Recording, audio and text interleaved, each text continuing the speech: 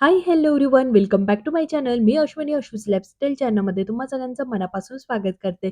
जर तुम्ही चॅनलवर नवीन असाल तर नक्की आपल्या चॅनलला सबस्क्राईब करा आणि व्हिडिओ स्किप न करता पूर्ण बघा. संध्याकाळच्या वेळेला सगळी कामं आवरून घेतली आणि त्यानंतर मात्र ज्या काही दिवाळीला साड्या घेतलेल्या होत्या आणि मान्सून ऑफर होती तेव्हा पण मी 1-2 साडी घेतली होती. पण त्यांना पिको फॉल केलेलंच नव्हतं त्यामुळे आणि कपाटामध्ये सुद्धा इतकी सारी गर्दी होऊन गेली आहे, सगळ्या पिशव्या-पिशव्याच झालेल्या आहे. म्हणून म्हटलं चला ही गर्दी कमी करून घेऊयात आणि ज्या काही साड्या आहेत ना तर त्या पिको फॉल करूया. आता यातल्या मी काही साड्या आहे ना पिको करणार आहे. कारण आता त्याची जी काही बॉर्डर आहे ना ती जरा म्हणजे असं म्हणतो ना जड आहे त्यामुळे फॉल नाही लावला तरी चालून जातो आणि बाकीच्या काही ज्या साड्या आहेत ना त्यांना फॉलची खरंच गरज आहे. तर त्यांनाच मी फॉल लावणार आहे. मग आजपासून मी त्याला सुरुवात केली आणि 2-3 दिवसामध्ये म्हटलं या सगळा जो पसारा आहे ना तो आवरूनच घेऊया. सगळ्या साड्यांचा पिको फॉल डन करून टाकूया. म्हणजे जेव्हा वाटलं तेव्हा ती साडी घालता येईल. आणि आता सध्या ज्या काही सिल्क साड्या आहे ना, त्या मी ह्यावेळेस थोड्या जास्त घेतल्या. कारण गावाला जाताना नेहमी त्याच-त्याच साड्या घालून जावं लागतं आणि नेहमी साडी घालत नाही. त्यामुळे असं वाटतं कशाला घ्यायची नाही का? आहे त्याच घालूयात. पण आता त्याच-त्याच किती दिवस घालणार ना? आता भरपूर दिवसापासून मी त्याच साड्या यूज करते म्हणून म्हटलं, तर थोडासा नवीन स्टॉक आपल्याकडे झालाच म्हणजे आला पाहिजे. म्हणून मी आज सिल्कमध्ये खूप साऱ्या छान-छान साड्या घेतलेल्या आहे. जर तुम्हाला बघायची असेल ना, तर तुम्ही मला कमेंट करा. कमेंट केली तर नक्की मी तुमच्याबरोबर त्या सगळ्या साड्या शेअर करेल. तर जवळ-जवळ मी 11 ते 12 साड्या आहे ना, मस्त पिको करून ठेवल्या. फॉल नाही लावला कारण फॉल मला आणावा लागणार आहे. तर म्हटलं पिकोला तर सुरुवात करूया. उद्या करायचं, उद्या करण्यापेक्षा आजपासूनच सुरुवात करू. वेळही होता आणि त्यापेक्षा मूड मात्र आज खूप छान होता. म्हणून म्हटलं आपण जो काही शुभारंभ आहे साड्यांना पिको फॉल करण्याचा, तर तो करूनच घेऊया. म्हणून मी आज भरपूर साड्या या पिको करून घेतल्या. तोपर्यंत अहो आले होते. ते आल्यानंतर आम्ही जेवणं केली. मात्र हा पसारा तसाच पडलेला होता. जेवणं झाल्यानंतर जो काही पसारा होता तो सगळा मी आवरून घेतला. ह्या इतक्या साऱ्या साड्या मी ह्या पिको केलेल्या आहेत आणि थोडासा पसारा आवरून झाल्यानंतर मात्र उद्या आहे दत्त जयंती आणि मार्गशीर्ष महिन्यातला दुसरा गुरुवार. माझा गुरुवारी तर उपवासच असतो, पण उद्या दत्त जयंती म्हणून अहोंना म्हटलं, "तुम्ही सुद्धा उद्या उपवास पकडा."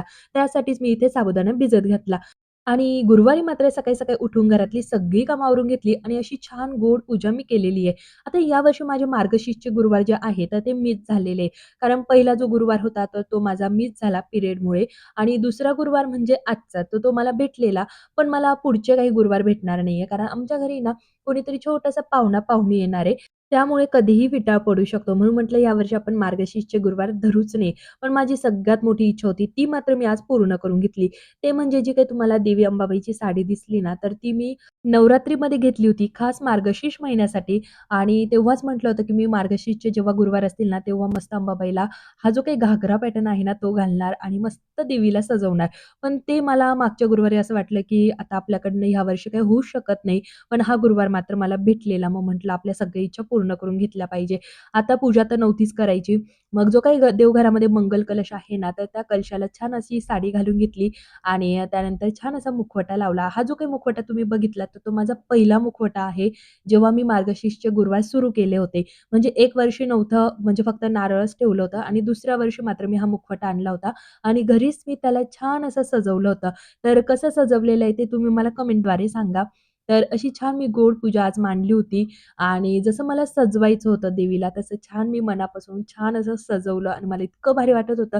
जरी माझे मार्गशीर्षचे हे गुरुवार होणार नसले माझ्याकडनं, तरी आज मला देवीचं रूप बघून असं वाटत होतं, की माझे 4ही गुरुवार झाले आणि उद्यापन झालं. इतकं भारी मला वाटत होतं.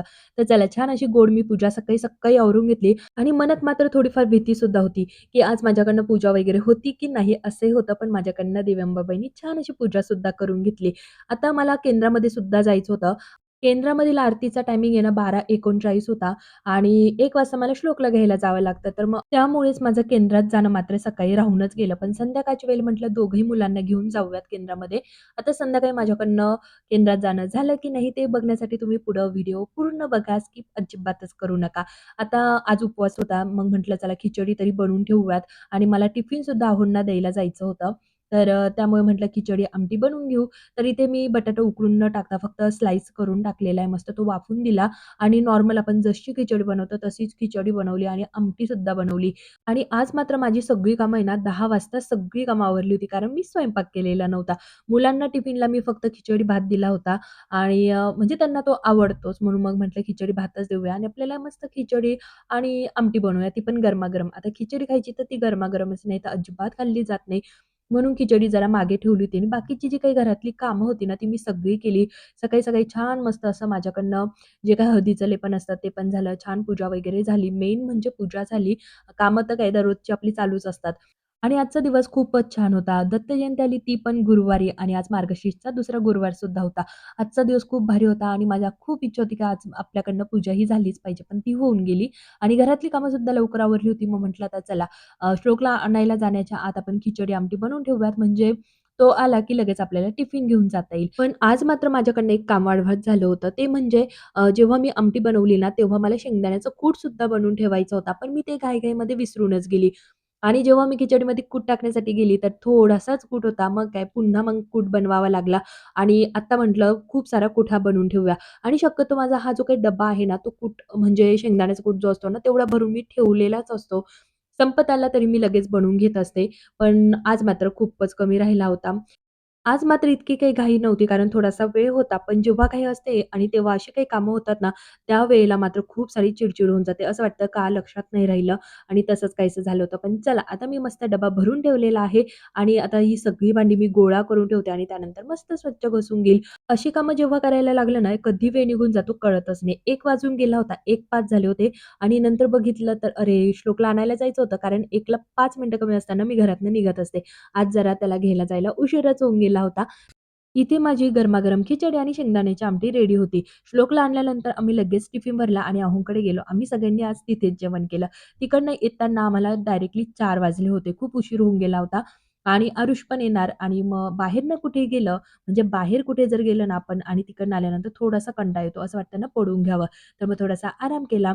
संध्याकाळी आरू ट्युशनला गेला आणि त्यानंतर मी लागली माझ्या पूजेला. संध्याकाळच्या वेळेला घरामध्ये तुळशीसमोर आणि मुख्य दरवाजासमोर मी दिवा लावतच असते. आता ही मला सवय लागलेली आहे. वेळ मागे-पुढे होते, पण सवय मात्र मी अजिबात ही माझी मोडत नाही. कारण घरामध्ये इतकं फ्रेश, प्रसन्न वातावरण होऊन जातं, की काय सांगू. तुम्ही सुद्धा जर करत असाल ना, तर तुम्ही सुद्धा हा अनुभव घेतलाच असेल. जर करत नसाल ना, तर नक्की करायला सुरुवात करा. खूप छान वाटतं आणि त्याचबरोबर अजून एक गोष्ट करायची, ती म्हणजे घरामध्ये सकाळ-संध्याकाळ भीमसेनी कापूर जाळायचा. आता माझा संपलेला आहे, त्यामुळे मी काही लावला नाही, पण तुम्ही नक्की लावत जा. ते केल्यामुळे सुद्धा घरातली निगेटिव्हिटी कमी होण्यास मदत होत असते. ट्राय करायला काय हरकत आहे. कळत-नकळत कधी आपल्या घरामध्ये असे चेंजेस होऊन जातात ना, ते सुद्धा कळत नाही. अशा छान-छान, गोड-गोड सवयी आपण ह्या लावूनच घेतल्या पाहिजे.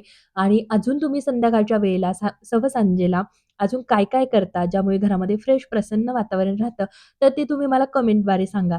तर चला, आता मी पटकन आहे ना भांडी घासते, कारण आम्हाला जायचं होतं केंद्रामध्ये आणि आता 7 वाजत आलेले, आरुष पण येईल म्हणून म्हटलं चला, जे काही भांड्यांचा पसारा होता ना, तो आता आवरून घेऊया.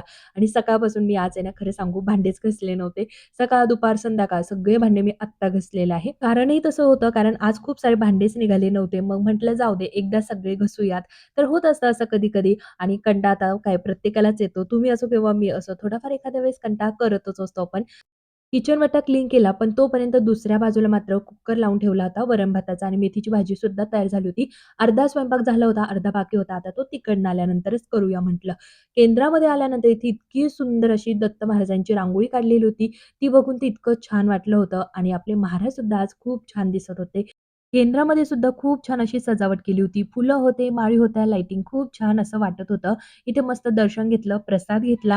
थोड्या वेळ छान असं केंद्रामध्ये बसलो आणि त्यानंतर आलो घरी. घरी आल्यानंतर जवळच आहे ना महाप्रसाद होता. छान असा मसाले भात आणि मस्त बुंदी होती. तर तो सुद्धा प्रसाद घ्यायला आम्ही गेलो. तिथे पण दर्शन वगैरे घेतलं, प्रसाद आणला. हा जो काही महाप्रसाद असतो आणि त्यातला जो काही मसाले भात आहे ना, तर त्याला कुणाचीच तोड नाही. इतका टेस्टी असतो की काय सांगू. तुम्हाला पण हा मसाला भात आवडतो का? आवडत असेल तर नक्की कमेंट करा. आरुषचे फ्रेंड त्या बाजूला मस्त प्रसाद खात होते. मग आरू म्हणे, "मी पण त्यांच्याबरोबर थोडा वेळ थांबतो. प्रसाद खाल्ला की मग वरती येतो." आणि मी आणि श्लोक मात्र आम्ही दोघं जण वरती आलो. श्लोकने पण लगेच प्रसाद खायला सुरुवात केली. त्यानंतर मी स्वयंपाक केला आणि असा संपवला आजचा दिवस. कसा वाटला व्हिडिओ? आवडला तर नेहमीप्रमाणे लाईक, शेअर, सबस्क्राईब, कमेंट्स करा. पुन्हा भेटूया अशाच इंटरेस्टिंग डेली व्लॉग्स बरोबर. बाय.